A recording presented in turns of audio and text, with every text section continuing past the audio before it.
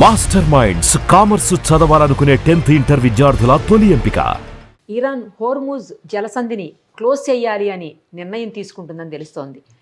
ఈ నేపథ్యంలో ఎవరెవరి మీద ఎఫెక్ట్ పడే అవకాశం ఉంటుంది? ముఖ్యంగా ఇండియా మీద ఏమన్నా ఎఫెక్ట్ పడుతుందా? ఎందుకంటే అక్కడి నుంచే క్రూడ్ ఆయిల్ చాలా దేశాలకు దిగుమతి అవుతూ ఉంటుంది. సో మనకు కూడా ఏమన్నా రేట్స్ పెరిగిపోతాయా ఆ ఎఫెక్ట్ వల్ల? ఇవన్నీ కూడా ఒకసారి మన చీఫ్ ఎడిటర్ కేశవ్ గారిని అడిగి మరిన్ని వివరాలు తెలుసుకుందాం. నమస్తే అండి. నమస్తే. సో ఇప్పుడు మనం ఇంతకుముందు బాగా అక్కడి నుంచి మనకు దిగుమతి అయ్యేది క్రూడ్ ఆయిల్ అని చెప్తున్నారు. సో ఈ ఈ మధ్యకాలంలో కాస్త తగ్గింది అని అంటున్నారు. ఈవెన్ దో మార్కెట్ మీద ఎఫెక్ట్ పడినప్పుడు మన మీద కూడా ఎఫెక్ట్ పడుతుంది. అసలు ఎన్ని రోజుల వరకు మన దగ్గర ఈ చమురు నిల్వలు ఉంటాయి? ఆ ఎఫెక్ట్ వేటి మీద పెట్రోల్, డీజిల్, తర్వాత మనం యూజ్ చేసే వంట అన్నింటి మీద పడే అవకాశం ఉంటుంది అని అంటున్నారు. వంట గ్యాస్ లేకపోయినా ఇప్పుడు ఈ రోజు డీజిల్, పెట్రోల్ లేకపోయినా కూడా బయటకు వచ్చే పరిస్థితులు లేవు. సో ఎంత ఎఫెక్ట్ అయ్యే అవకాశం ఉంటుంది? అంటే ఒకటి, ఇప్పుడున్న మార్కెట్ ఎకానమీలో అంటే గ్లోబలైజేషన్ అని చెప్పినప్పుడు ఎక్కడ ఏ మూల ఏ యుద్ధం జరిగినా ఏ ఘటన జరిగినా అది ఇంకో దేశం పైన ఏదో రకంగా ప్రభావం ఖచ్చితంగా పడుతుంది. సో పైగా ఈ petrol, diesel, crude oil related ఏంటంటే నిత్యావసర వస్తువుల సరఫరా దగ్గర నుంచి ప్రతి దానిలో కూడా కీలక పాత్ర పోషిస్తాయి. కరెక్ట్. అందుకని ఇరాన్ యుద్ధం జరిగినా, ఇరాక్లో యుద్ధం జరిగినా, పైగా ఈ గల్ఫ్ దేశాల్లో ఎక్కువ శాతం ఇంధనం మీద అవి బతుకుతున్నాయి. ఆ ఇంధనం ప్రపంచం మొత్తం ఉపయోగిస్తుంది. సో ఇరాన్ మీద జరిగేటువంటి అటాక్ ఖచ్చితంగా ఇబ్బంది సృష్టిస్తుంది. ముఖ్యమైనది ఈ హార్మోజ్ జలసంధి అంటారు. మనం ఇప్పుడు చూస్తే ఒక డీప్ కర్వ్, ఇదే హార్మోజ్ జలసంధి అని చాలా ఉంటాయి మనకి చరిత్రలో కూడా చదువుతూ ఉంటాం మనం. సూయజ్ కెనాల్ ఎట్లయితే, సూయజ్ కాలువ ఎట్లయితే ఆఫ్రికాని, ఆసియాని, యూరోప్ని కనెక్ట్ చేస్తుంది. సో ఇది కూడా గల్ఫ్ దేశాల నుంచి ఆయిల్ సరఫరాకి జీవనాడి అనమాట, లైఫ్ లైన్ అంటారు దీన్ని. ఓకే. రోజుకి యావరేజ్గా 20 million barrels oil, crude oil supply అవుతుంది. అంటే కనీసం ఒక 2000 నౌకలు దీని నుంచి షిప్పింగ్ చేస్తూ ఉంటాయి, వెళ్ళేవి కానీ వచ్చేవి కానీ. ప్రతిరోజు జరిగేది అనమాట. ప్రపంచంలో క్రూడ్ ఆయిల్ కి సంబంధించి 20% బిజినెస్ ఈ రూట్ నుంచే జరుగుతూ ఉంటుంది. అది దీనికి ఉన్నటువంటి ప్రాధాన్యం. అలానే జాగ్రఫీ పరంగా మీరు చూస్తే కూడా ఇది ఓన్లీ మనం ఇప్పుడు ఇరాన్ చూస్తున్నాము, ఇరానే కాకుండా మిగతా ప్రాంతాలు చుట్టుపక్కల ఉన్నటువంటి జాగ్రఫీ ఒకసారి మీరు గమనించి చూస్తే ఇన్ని దేశాలు ఉన్నాయి. ఇది ఇరాన్, సో ఇది స్ట్రైట్ ఆఫ్ హార్ముజ్ అని చెప్పండి, హార్ముజ్ జలసంధి. ఇక్కడ పైనుంచి చూస్తే ఇరాక్ నుంచి మొదలైనా కానీ Kuwait major exporter, Bahrain, Qatar, ఇవన్నీ కూడా ఆయిల్ ప్రొడ్యూస్ చేసేటువంటి కంట్రీసే. ఇవన్నీ కూడా వాళ్ళ షిప్లని ఈ డీప్ కరువులో నుంచి ఇలా తీసుకుని వచ్చి బయట దేశాలకు అమ్ముకోవాల్సిందే. ఇక్కడ భారతదేశం ఉంది, పాకిస్తాన్ ఎక్కడ ఉంది. అంటే ఈ హోర్ముజ్ జలసంధిలోంచి అరేబియా సముద్రంలోకి ఎంటర్ అవుతాయి ఈ నౌకలు. అరేబియా సముద్రం మనకి బార్డర్ కాబట్టి అరేబియా సముద్రం అంటే భారత వ్యాపారానికి సంబంధించినటువంటి అంశాలు ఉంటాయి. సో అది మేజర్ ఫ్యాక్టర్. ఇందులో కూడా ఇంకొక 2 విషయాలు ఉన్నాయి మనం గమనించాల్సింది. ఏంటంటే హోర్ముజ్ జలసంధిని పూర్తి స్థాయిలో ఇరాన్ కంట్రోల్ చేయలేదు.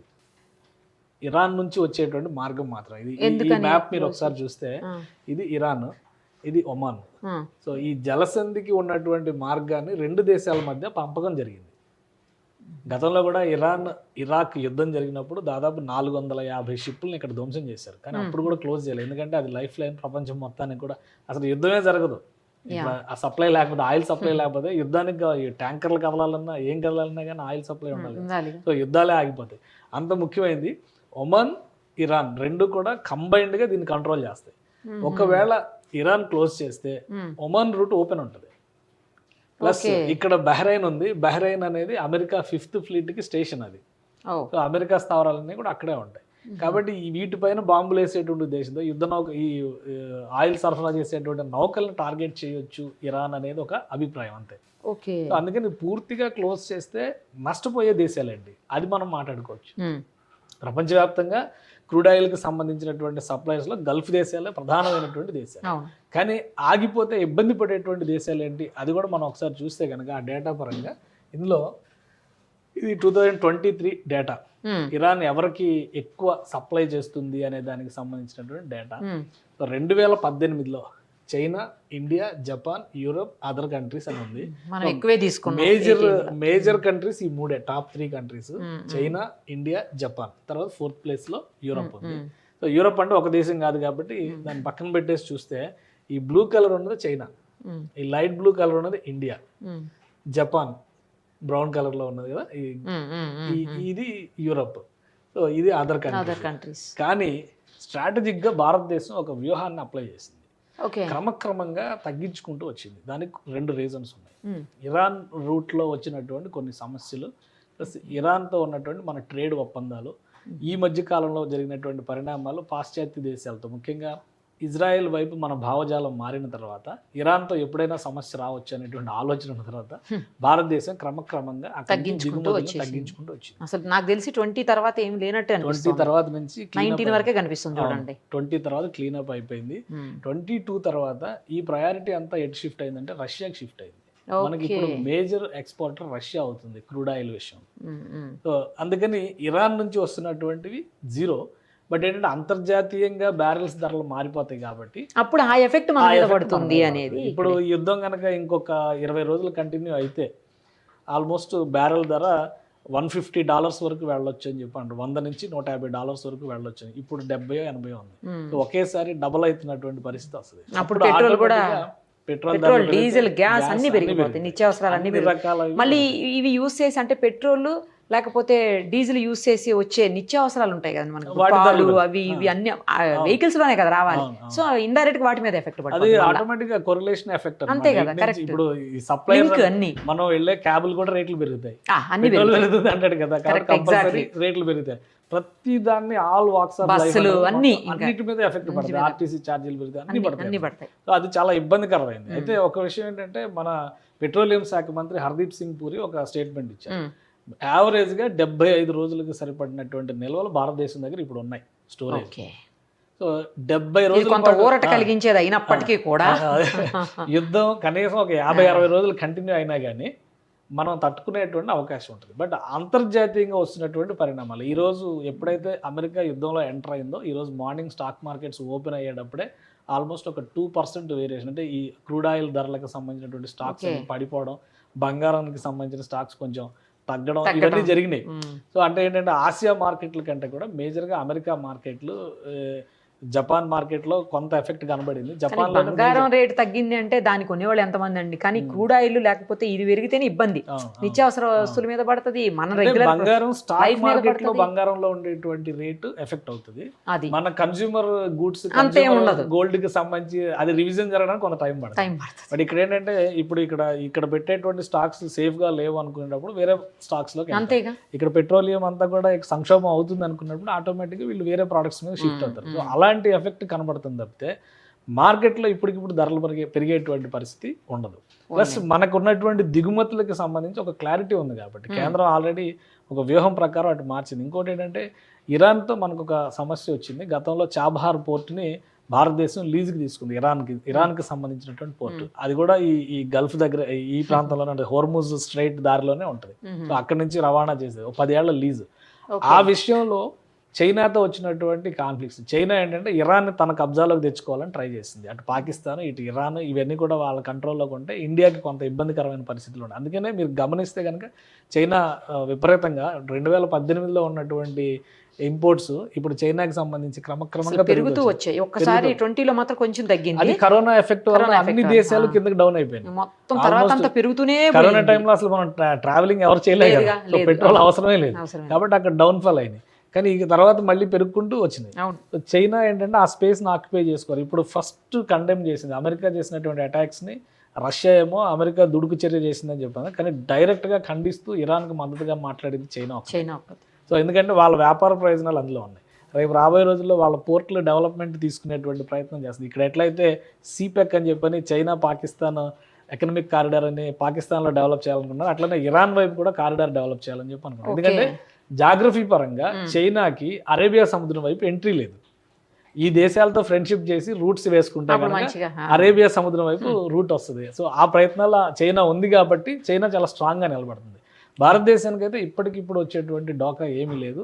ఈరోజు ఇంకొక మంచి విషయం ఏంటంటే ఇజ్రాయెల్ ప్రైమ్ మినిస్టర్ చెప్పింది, ఇది లాంగ్ టర్మ్ వార్ కాదు, మేము అతి త్వరలో క్లోజ్ చేస్తాం. ఎందుకంటే వాళ్ళ లక్ష్యం అణుస్థావరాలను ధ్వంసం చేయడం, అణుబాంబు తయారు చేసేటువంటి ప్రక్రియకి ఆటంకం కలిగించడం. అది దాదాపుగా సక్సెస్ అయినట్టుగా కనిపిస్తుంది. కాబట్టి 1-2 రోజుల్లో యుద్ధం ఆగిపోయేటువంటి అవకాశం ఉంది. ఈ ప్రతీకారం ఇరాన్ ఏ విధంగా తీసుకుంటుంది, ఇరాన్ వెంట ఎవరు నిలబడతారు, సో దాని మీద యుద్ధం ఎన్ని రోజులు కొనసాగుద్ది అనేది ఆధారపడి ఉంటుంది. సో ఇప్పటికిప్పుడైతే ప్రమాదం లేదు, కానీ ఇది కంటిన్యూ అయితే మాత్రమే కొంతవరకు ఎఫెక్ట్ పడే అవకాశాలు ఉంటాయి అన్ని ఇండియాలో కూడా అన్ని రేట్ల మీద. అవును. సో అది కూడా ఏకపక్షంగా ఇప్పుడు హోర్ముజ్ మార్గాన్ని ఆపేయడానికి అవకాశం లేదు. మీకు అక్కడ క్లియర్గా కనిపిస్తుంది కదా, ఇక్కడ ఉన్న మార్గాన్ని ఒకవేళ ఇటువైపు ఆపేస్తే ఇటు నుంచి మీకు రూట్ ఉంది, ఒమాన్ రూట్ ఉంది. సో ఎస్కార్ట్ గస్తీ నౌకలు ఉంటాయి, ఖచ్చితంగా సైనిక నౌకలను గస్తీ పెట్టి కూడా ట్రాన్స్పోర్ట్ కంటిన్యూ చేయొచ్చు. కాబట్టి ఇప్పుడు జరిగినంత వేగంగా అప్పుడు జరగకపోవచ్చు, కొంత స్లో డౌన్ అవ్వచ్చు. ఇరాన్ అంత దూకుడుగా వ్యవహరించడానికి అవకాశాలు కూడా ఉండకపోవచ్చు, ఎందుకంటే ఇరాన్ స్పేస్ ని ఇంకో దేశం ఆక్రమించవచ్చు కదా. అక్కడ ఈ బిజినెస్ లో ఇరాన్ ఉత్పత్తులు పడిపోతాయి, ఆర్థికంగా దెబ్బతింటాయి, వాళ్ళకు కూడా ప్రభావం. లాస్ట్ 1 year 2 years నుంచి దాదాపు ఇదే పరిస్థితులు ఇరాన్ ఎదుర్కొంటుంది. గాజాలో ఎప్పుడైతే ఇజ్రాయెల్ యుద్ధం మొదలైందో అప్పటి నుంచి ఇరాన్ పైన ప్రతికూలమైన పరిస్థితులు ఉన్నాయి. సో వీటిని పెంచి పోషించుకుంటే ఇరాన్కే నష్టం. ఒక మాట ఏంటంటే, అమెరికా ప్రెసిడెంట్ చెప్తున్నటువంటి మాట, ఇరాన్లో నాయకత్వ మార్పు అంటున్నారు, మేక్ ఇరాన్ గ్రేట్ అగైన్ అంటున్నారు. 1970s బిఫోర్ ఉన్నటువంటి గ్లోబలైజ్డ్ ఇరాన్ ఉండాలి అనేది అమెరికా చేస్తున్నటువంటి వాదన. ఇప్పుడు యుఏఈ కానీ సౌదీ కానీ ఎలా అయితే వెస్ట్ ఫ్రెండ్లీ కంట్రీస్గా మారినాయో ఇది కూడా అలా మారాలనేది వాళ్ళ కోరిక. సో ఈ రోజు జరిగినటువంటి యుద్ధం తర్వాత ఆ పరిణామం కనుక ఇరాన్లో మొదలైతే బహుశా ఇంత ఉద్రిక్తతలు ఉండకపోవచ్చు. అప్పటి వరకు కొంచెం వెయిట్ అండ్ సీ అంతే. బెటర్, ఎందుకంటే మనకు పెరగకూడదు రేట్లు, మనకు అది ఇంపార్టెంట్ కదా. ఆల్రెడీ 110 రూపాయల దగ్గర ఉంది కాబట్టి మరి మామూలుగానే డీజిల్ పెట్రోల్ కొట్టించే పరిస్థితులు లేవు, ఇంకా పెరుగుతూ పోతే అండమాన్ పెట్రోల్ వచ్చేస్తుంది ఇంకా త్వరలో. అండమాన్ పెట్రోల్ వస్తే ఈ తలనొప్పులన్నీ ఈ హెడ్ ఎక్స్ కరెక్ట్ మీరు అన్నది మొత్తం పోయి హ్యాపీగా ఉండొచ్చు. అప్పుడు తగ్గుతాయేమోనండి రేట్స్ కదా? ఖచ్చితంగా తగ్గుతాయి, ఎందుకంటే ప్రొడక్షన్ స్టార్ట్ అవడానికి 2 ఏళ్ళ టైం చెప్తున్నారు. బహుశా అలా ఏమన్నా యాక్టివిటీ మొదలైతే కనుక ఖచ్చితంగా మనమే పెద్ద ఎక్స్పోర్టర్ అయ్యేటువంటి అవకాశం ఉంది. ఎందుకంటే మనకు తగ్గితే చాలు. 2 లక్షల కోట్ల బ్యారల్స్ నిల్వలు ఉన్నాయంటున్నారు. 2 లక్షల కోట్ల బ్యారల్స్ అంటే అదే నిజమైతే మాత్రం మీరు అంటే ఎక్స్పోర్ట్ చేయొచ్చు, ఖచ్చితంగా ఎక్స్పోర్ట్స్ కూడా చేయొచ్చు. లేదు అట్లీస్ట్ ఎక్స్పోర్ట్స్ తర్వాత దేవుడు ఎరుగు, కానీ ఫస్ట్ మనకు తగ్గితే చాలు. మనం అంతా గ్రీన్ ఎనర్జీకి వెళ్ళిపోతున్నాం కదా, ఇంకా రాబోయే రోజుల్లో అసలు ఈ ఎనర్జీ స్టైలే మారిపోతుంది అది. బట్ ఏంటంటే ఈ నిమిషం ప్రపంచం మొత్తాన్ని గ్యాస్ అయితే కంపల్సరీ కావాల్సింది, ఏది చేసినా కూడా సిబిజీ వచ్చేస్తుంది, అంత కంప్రెస్డ్ బయోగ్యాస్ వచ్చేస్తుంది అనమాట. ఎంతమంది షిఫ్ట్ అవుతారు ఇప్పుడు ఆ వెహికల్స్ కోసం? కొంచెం భయం ఉంది కదండి. ఈవీ వెహికల్స్ మీద కొంచెం భయం ఉన్నాయి కొన్ని, ఇంకా అది ఇంకా అడ్వాన్స్ అవ్వాల్సిన అవసరం ఉంది నిజానికి. కొన్ని చోట్ల ఇన్సిడెంట్స్ మనం చూస్తున్నాం కదా, పేలిపోవటం, కాలిపోవడం. వాటికి ఒక 5 ఏళ్ళు 10 ఏళ్ళు పట్టొచ్చు, 2035 వరకు అవుతుంది. అప్పటి వరకు అయితే ఈ ఇంధనాల మీద ఆధారపడాల్సిందే కాబట్టి వీలైనంత ఎక్కువగా మనం రిజర్వ్స్ ప్రొడ్యూస్ అయిపోతే ముందు మన దగ్గర అండమాన్లో హ్యాపీ అందరికి సమస్య పరిష్కారం. అదే కదా. థ్యాంక్ యూ అండి, థ్యాంక్ యూ సో మచ్.